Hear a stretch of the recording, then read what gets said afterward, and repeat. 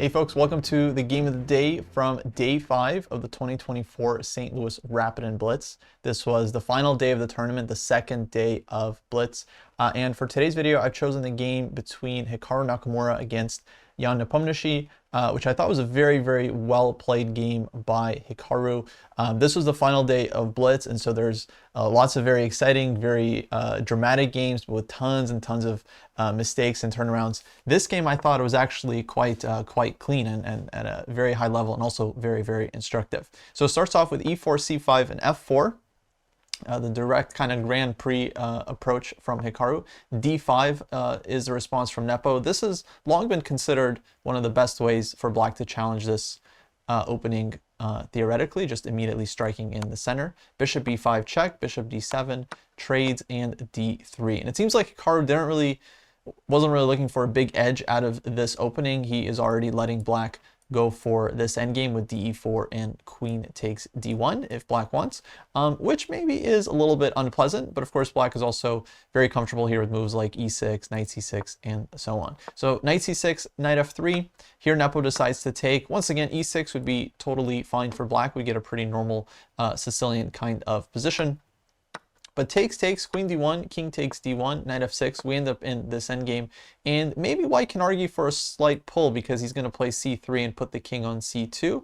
And especially in a blitz game, it's nice when you have kind of easy moves that you can play, whereas your opponent has to kind of figure it out.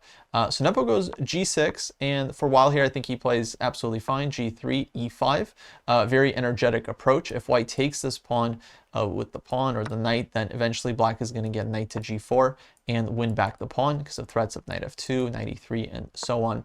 So White doesn't really want to take on e5. Instead, we see rook e1, e takes f4, and knight to c4. So kind of frisky play from Hikaru. He has this pin along the diagonal, so Black can't take on g3.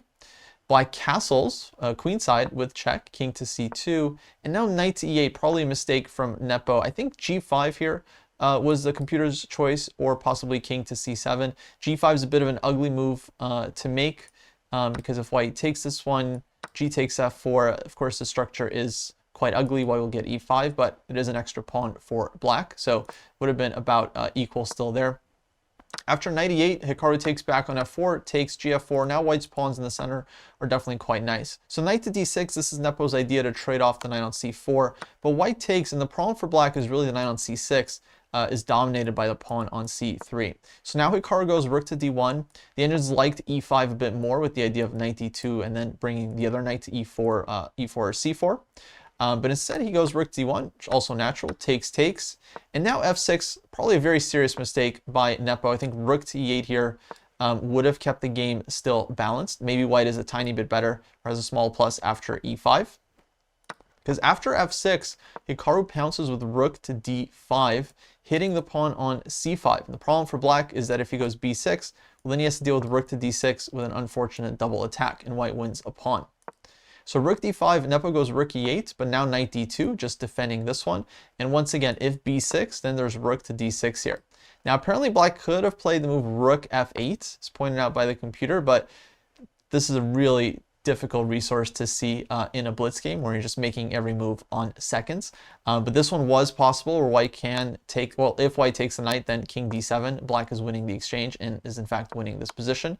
So White would have to play any other move. Apparently b4 is an interesting move because if Black takes, then you can take the knight and get out with the rook, but in the meantime we're hitting the pawn. So White would still have some edge here, but the position would remain within reason. That said, very hard to find b6, rook d6, and then rook f8, sacrificing the knight. So Black's position here is already quite critical. Nepo decides to try c4, and now Hikaru could have taken this one because if rook takes c4, there's knight d6 check, picking up the rook.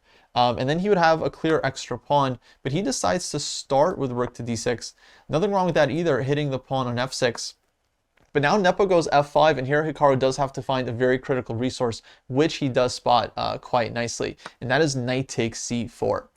So really deep play, in fact. The point is that after Black takes on e4, which ends up happening, rook takes c4, or fe4, the same thing, White goes rook takes c6 with the quick exchange sacrifice followed by knight d6, getting the exchange back and ending up in this king and pawn endgame with equal pawns, but with white actually having a decisive advantage because white ends up getting the outside pass pawn here, and Hikaru pushes b4. This is what happened in the game, and he correctly realized in a blitz game, mind you, just 10-15 second think, that this position was in fact winning for white.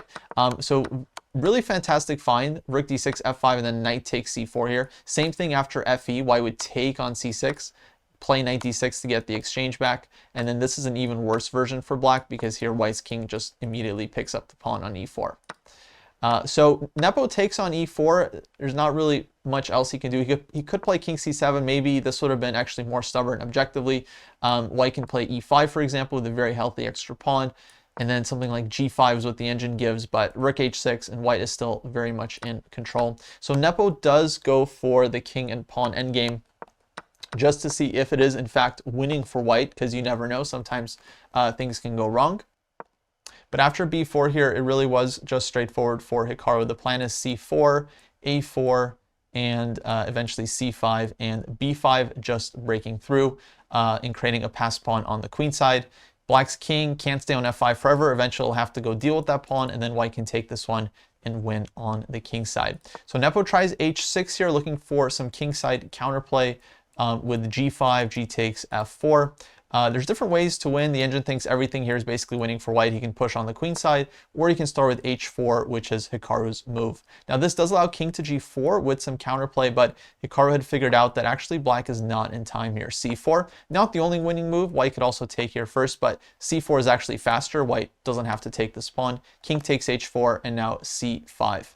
If black plays a6 to stop the breakthrough, then white will simply play a4, and then b5 is coming next, and white is promoting first. So g5, Nepo tries to run the king side forward, but b5, white could have also played f5 or fg, but b5 is totally good enough, and white is getting there first. So g4 takes, g3 push, g2, and now king f2, very, very important resource. Otherwise, this wouldn't be working for white. You'd have to go into the queen and pawn endgame, but king f2, this is very clean.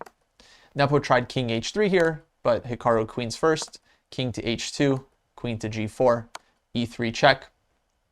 And it turns out black does manage to get a new queen, but it's not enough after king takes e3.